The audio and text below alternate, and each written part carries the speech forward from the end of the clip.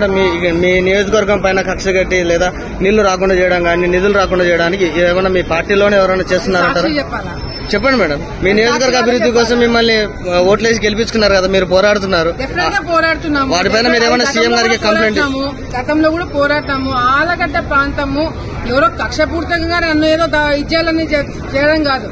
ఆలగడ్డ ప్రాంతానికి నీళ్లు తీసుకురావడం వల్ల పైన చాలా మందికి నీళ్లు తగ్గుతాయని అనుకుంటున్నారా లేకపోతే ఏమవుతున్నారని అనుకుంటారో తెలియదు కానీ ఆలగడ్డలకి పోయిన సంవత్సరం కూడా తెలుగంగ కావచ్చు, కేసీ కెనాల్ కావచ్చు, నీళ్లు సరిగ్గా రాకపోవడానికి కారణం కొంతమంది అధికారులు. I will not blame everyone.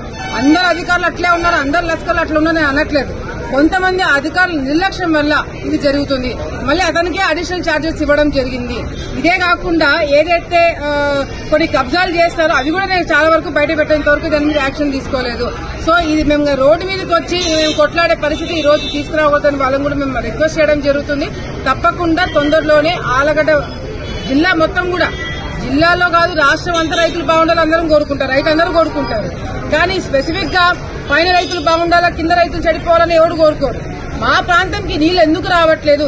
వర్షాలు బ్రహ్మాండంగా పడినాయి, అందరికీ తెలిసిందే. వరదలు వచ్చినాయి. అటువంటి సమయంలో నీళ్లు మాకు రావట్లేదు ఎందుకు అంటున్నారు అనేది అన్ని తాలూకాలో అన్ని కాన్స్టిట్యూన్స్ లో క్లారిటీ ఇచ్చినారు.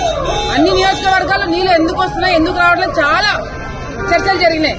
ఆళ్లగడ్డ దగ్గరకు వచ్చేగారికి దాటేస్తున్నారు ఎందుకు అనేది మేము కూడా చర్చ చేస్తాము.